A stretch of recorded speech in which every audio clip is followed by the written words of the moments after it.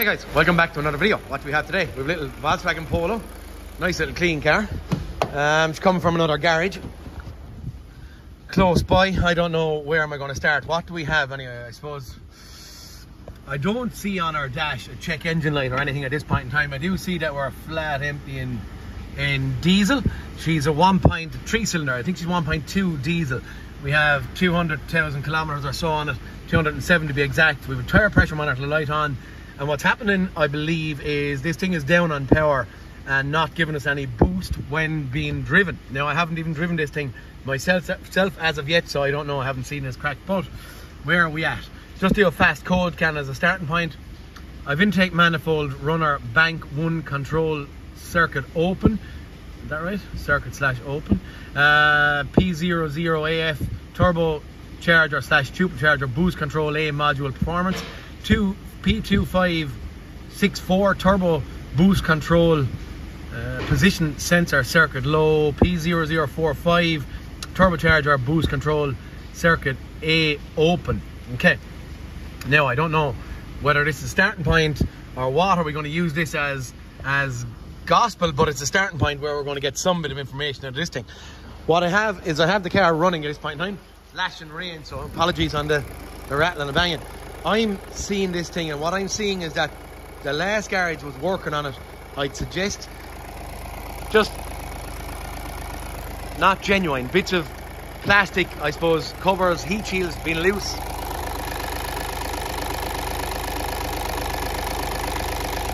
Bolts really chiseled and stuff. Clips for wiring looms not in place and stuff. When I have this thing, what else am I seeing? I'll show you both in there now. What else? I thought I could see something else. There's just bits around the place where it's like as if they were kind of after been working on it, but it wasn't really clean or tidy. What I'm hearing when I have the car running,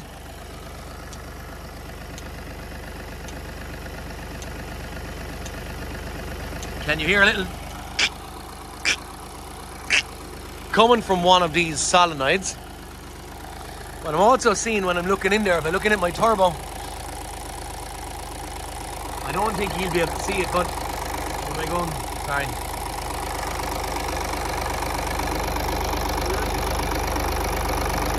No, I don't think you're going to be able to see it.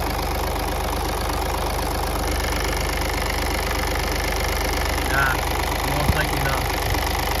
There's a slight little bit of movement in the control solenoid for the turbo. When that's making that noise, I'm getting a little bit in the turbo actuator. What I did notice as a viewing point, you saw the intake runner fault.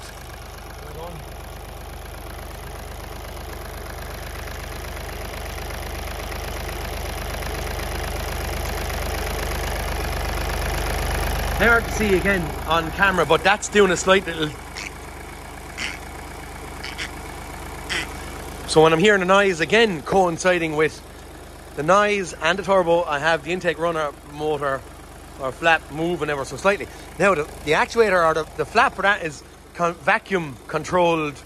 The turbo is vacuum controlled, and I'm just with all this higgledy-piggledy stuff around here, the airbox kind of falling out of it. I'm wondering, has someone put vacuum pipes on somewhere wrong? I see injectors are marked 3, 2, 1 or 1, 2, 3. So I'm suggesting that maybe someone done a head gasket or something in this. At some stage, I don't really physically know, but sure, for now, we're going to start digging. I'm going to start trying to understand or figure out the vacuum setup on this thing. I may drive it just to recreate the problem or see what I'm seeing. Am I getting check engine light on or what? But we'll start. That's our starting point, okay? Okay, I just pulled up my airbox to try and get a kind of an understanding of the vacuum system in this thing. So I wanted to get in to try and see about that. I can't even see into it myself. The intake runner sitting just down there. Vacuum pipe is coming off it, which again is really hard to see, but it's coming off actually. It's coming off it just down here and looping around.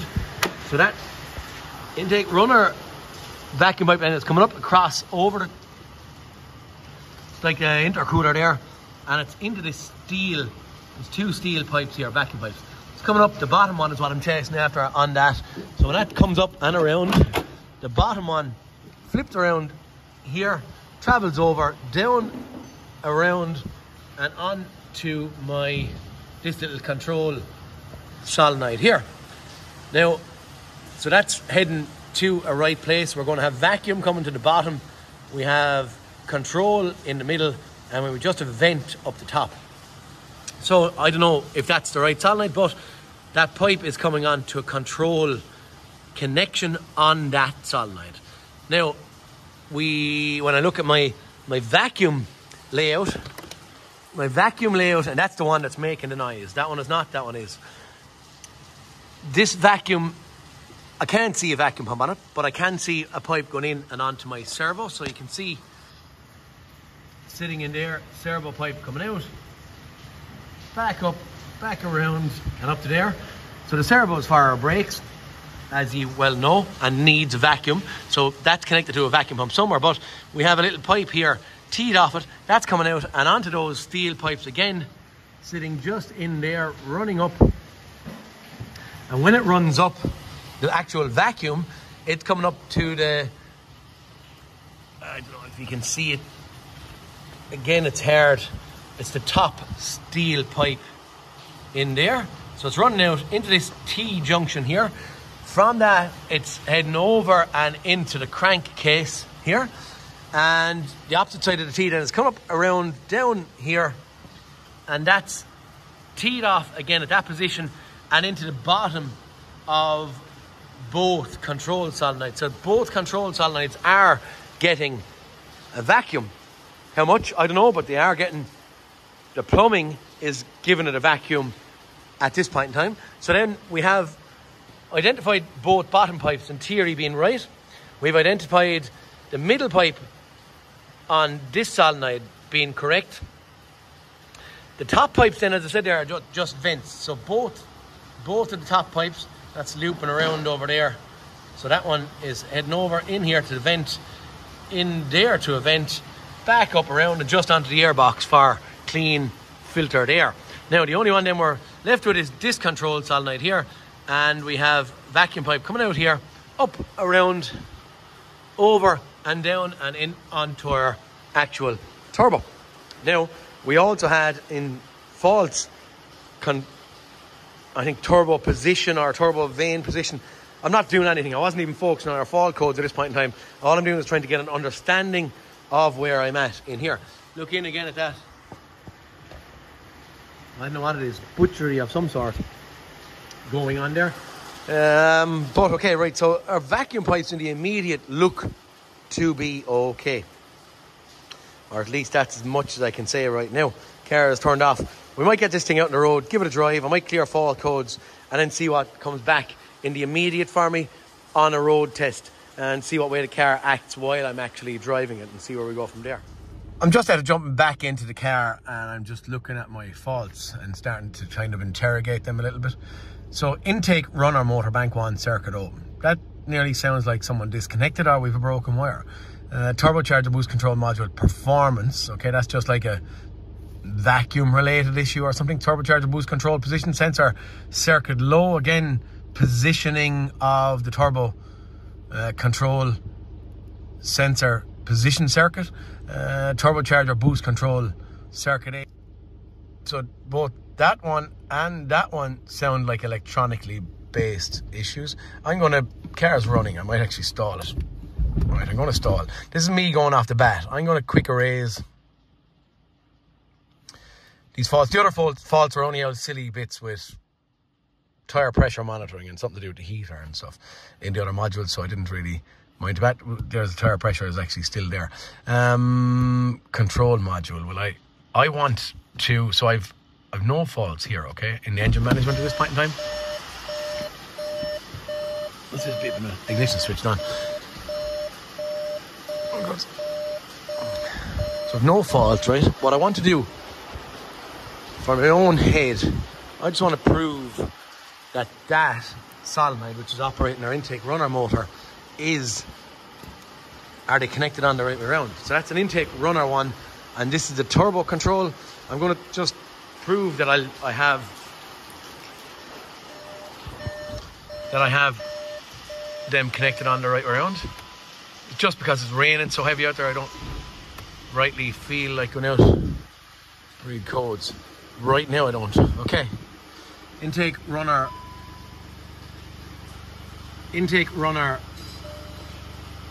bank 1 control circuit open. Okay, so that is true and correct, or connected. The plumbing is going to the right. Control solenoid. Okay, that's going to be turbo control. Nope. Read false. Okay, so now we have turbo boost control circuit A open. Okay, so we're after creating both those faults, and the plumbing work going from the turbo is coming to that, or from that control solenoid. The plumbing work going from or to the intake manifold or runner motor is getting to that. So do we have a vacuum problem here or whatever? We'll get out, reconnect these. We're gathering information at this point. We're starting to get background on where we're at, and we might go for a spin now and see where we end up. I'll show you today actually. It's actually okay, I'm just kind of laughing a bit. It's absolutely horrible out there. I'm just out of getting drowned. I pumped the tyres, got rid of our tyre pressure monitor light. I put in some diesel in it so we could at least drive the thing. And where am I at now? I looked at a couple of bits and pieces here. So I'm looking at, you know, specific live data, specific value of charge, air pressure, intake manifold, runner, actuator activation, 60 or 70%, intake runner, unconditional value voltage. Okay, I don't know, that doesn't make sense to me. I don't actually really need this one, kilograms per hour of airflow. Charge, air pressure. Okay, sorry, charge, air pressure. I was just looking at the numbers here, so I am getting boost of sorts here. Recirculation valve, EGR. I want to make sure that my EGR valve is moving here, just to be sure. Turbine actuator position feedback. So right now we're at 100% in the boost position, I believe. It's dropping down there slightly. Air mass value, grams per second. So I'm going to get out on the road for a little bit of a drive through it, 1 or 2 miles, try and see when we get a check engine light on. Fault code back in the immediate. We have no fault codes now, but sometimes you get fed up of listening and looking at me swapping and chopping and changing. So I did clear faults. That's the date I'm looking at, and we'll go back in to look at faults in a minute if this thing kicks up something, and see, can I see anything abnormal here? Right, we're only after travelling maybe 300, 400, 500 yards or so, and just after pulling out a little village of Portlaw, and we have that going on. We have our live data frozen.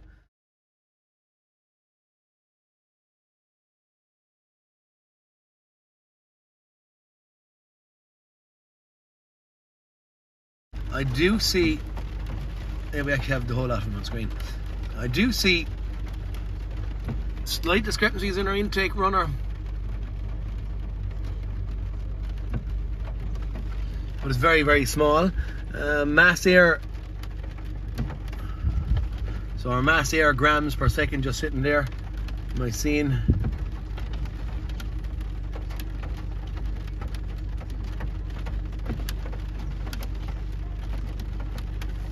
Okay, look at that.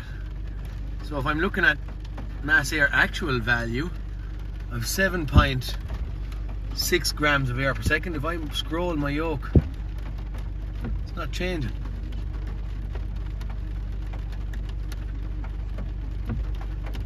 Or at least very, very little.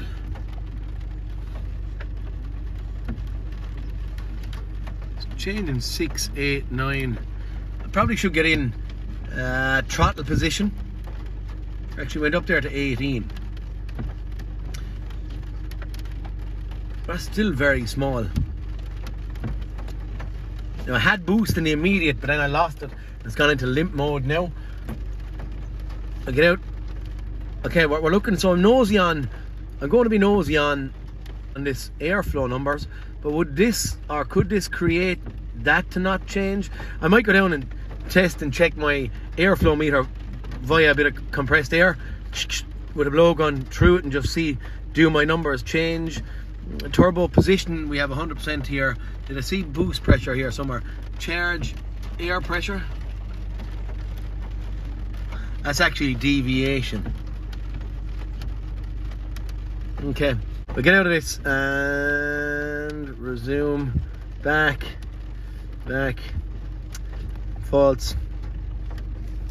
So turbocharger, supercharger boost a module performance. Okay, so that's the fault we're after getting back in the immediate. P00AF.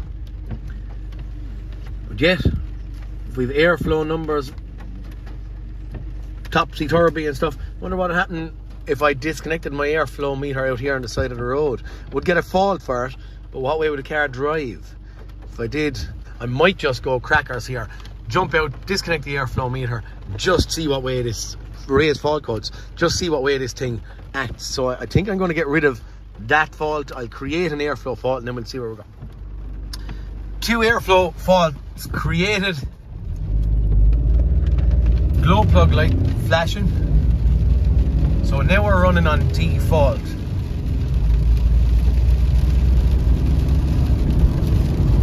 Our wipers are awful bad on this thing.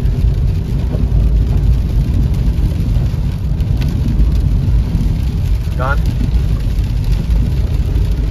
Okay, we're going into limp mode there. Leave at this point. Yeah, okay, we'll get back to the garage and check this airflow meter. On our drive with the airflow meter disconnected, we just got back our turbocharger boost control fault. Time to go digging. Reconnected my airflow meter, cleared faults. We can see that our airflow numbers are changing. So was I just looking at kind of a, where was that the trigger and the fault primary to it actually ignoring that and not changing? Did I not go back far enough in my live data maybe? Not that I don't want to waste time, so by not wasting time I see numbers changing here now, so I'm happy enough. I'm thinking that maybe I might go looking at the position of that turbocharger actuator. I just see, I know they split as well sometimes, but I don't believe that's what's wrong here because we had it in its 100% position. Okay, I was just thinking here, and I'm saying, am I overlooking something that's basic and simple here? Am I getting rid of, I'm not thinking of the simple stuff, keep it simple. So I said, look, I get up my MIDI vac, I'll just check that turbo to see what the vacuum canister is able to do. Is it able to contain a vacuum and stuff? And then I also said to myself, I'll put up a little bit of live data on my scan tool because sometimes the position sensors on top of these yokes have to be adjusted finally. Have videos about that on YouTube as well, other Volkswagens and stuff. But I went in, was looking at live data, and I'm going to tell you what ye are going to see is not what's true. But I was looking at my turbo actuator position feedback actual value was about 48%. Okay, around 2.4 volts. I was actually going to start looking up the specs then for the voltage of what I should have, and lo and behold, I was kind of saying to myself, I drew it up, I pulled a vacuum on this thing, so I connected the vacuum pipe which is connected to the turbo actuator. I drew a vacuum on my MIDI vac here, which gave me up to about 100%, and then I left it off, and lo and behold, when I left it off, it only again went down to about 44 or 45%. Now, I grabbed the screwdriver and I went in and I pushed on the actuator and it actually went down, and that gave me back a far lower number here of 14%. I'll just show you. I went in, I don't know if I'm going to be able to show you this. I went in on the actual turbo actuator itself, if you can see it. See, my light is nearly in the way. So I went in onto the turbo actuator itself. I'm getting myself muddled up, I don't even know where my screwdriver is. Onto the actuator itself, and can we see it in there somehow? This is an awkward little thing now to show, but I pushed on that there. When I pushed on that there, it went from our 48% down to 11 or 12, and then every time from there on, when I pull a vacuum here, it's going back to where it should be. Pull a vacuum, going back to where it should be. So I don't know if I've just touched something or created a problem, but it is going back down every time now.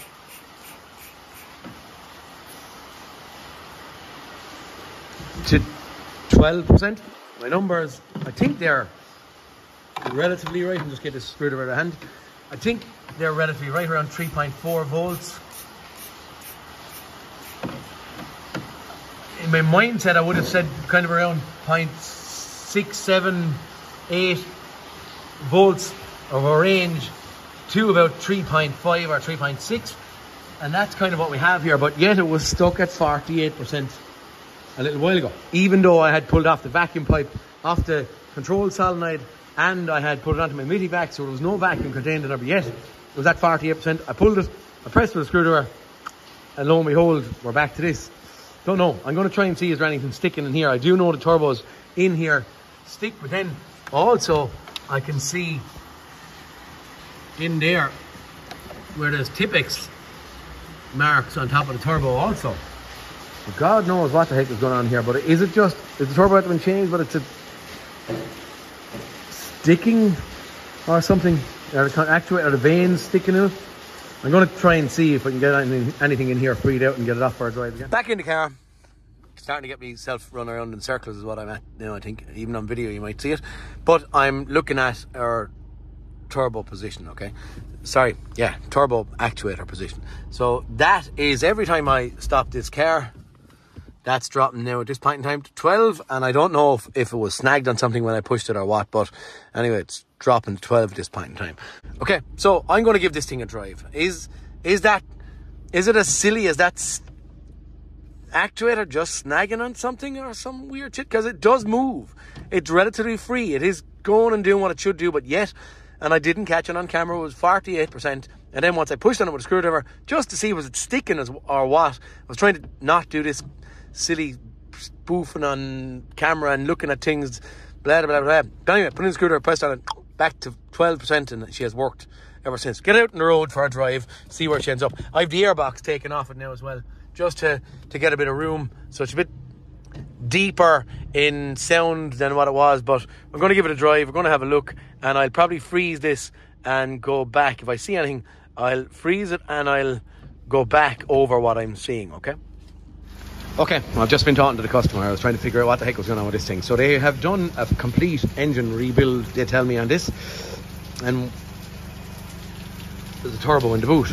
So lo and behold, when I go over and have a look, there is a turbo in the boot, and it's not so bad on that side, but the bit we can't see where I could get my finger actually in.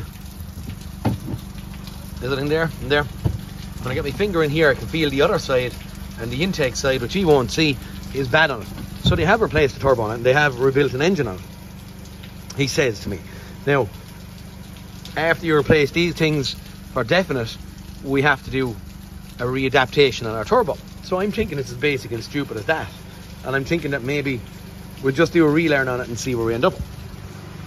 Now, I tried to do it on our hotel, and I couldn't actually do or get any good of it at all. So what I'm going to do is, after doing a code scan in engine management on VCDS, I'm going to go into basic settings, excuse me. Our car is actually running there now, and I'm just going to do a relearn on this and just see our readaptation on it and just see what happens. Test the turbocharger, test chain, or adaptation of turbocharger. So we're going to go down to there. The quantity meter. I think I'm happy enough with that. I'm only reading through the rest of the stuff. Yeah, we're going to go with that. Okay, we're going to go up here to go. Okay, what it does then, I think I heard the tone of the engine changing. What I'm believing it's doing is it's moving the turbo into certain positions just to make sure it's going to relearn the full boost position and the full not boost position. Just that are hitting that there. Finish correctly. Done, go back. Just click in there. I probably should be using VCDS on the Volkswagens all the time, but I have this laptop connected in here in the office to screens and chargers and all that kind of stuff, and sometimes I find that they're a little bit more delicate than the robustness of the likes of the hotel, and it's just sometimes easier. So here we are using this. I have a little Mahle or M-A-H-L-E that I find is very good on the Volkswagens as well. No faults anyway now. I think I'm going to go and don't go back. I think I'm going to do a drive on it again and just see, is it as stupid and easy as that after getting a bit of information off of this man? I suppose I couldn't not go and be sure that our vacuum pipes and lines and all that kind of stuff are intact. I'm going to try and hang that over there. That's why I just find it that little bit more dainty, you know, than the big robust cables of the big robust cables of the Autel or the Snap-on or whatever it may be, versus, you know, little USB ports on laptops and stuff. I just find they're a little bit dainty and I just don't be too enamored by it. I'm going to get this thing out on the road. Again, within minutes. Where are we going? Well, I swap around and onto my own head. Within minutes we were seeing this. Am I just running up a rabbit hole trying to figure out what the heck is going on here when there's actually nothing wrong other than a BART load of parts? And I probably should have known at the start that there was so many discrepancies on work done underneath the bonnet that I should have been maybe aware of it. But sure, you have to have a strategic attack approach. And for me, I suppose it was the get-go of vacuum pipes. I didn't get the information off them originally that there was a whole load of stuff done on this. Seemingly it's gone on over months, so they didn't really they had a problem. Would I have a look at it and find out what the heck was going on? So here we are. I'm hoping that we're going to get this thing out on the road, do a drive and just see where we're at, okay? Okay, we're about 10 minutes or so into a drive, climbing up a hill under, well, no load now, but under now full load, boost going on, no lights, scan tool running beside us, and I don't know, my gut feeling, as I'm just going to pull in here, my gut feeling is that this thing is now a fix. I am going to do more and more miles to make sure it's bang on right, but I think maybe the information that I got there a moment ago, that the man had done a lot of work to it with a turbo in the boot and stuff, and then a relearn, and having gotten caught on this quite a few times, maybe I should have, we're not at it a huge amount of time, but yet the video seems a little bit long-winded. What are we going to suggest here? I'm suggesting here at this point in time that the turbo being replaced from maybe the one that was in the boot to the one that was in here, and it looks like a second-hand one with that Tipex mark on it, that the car had its relearn values of the turbocharger position wrong. I was expecting that there was going to be pipes wrong because of so many discrepancies in there, so I was wrong there. But hey, you have to go wrong on the wrong path to find the right path.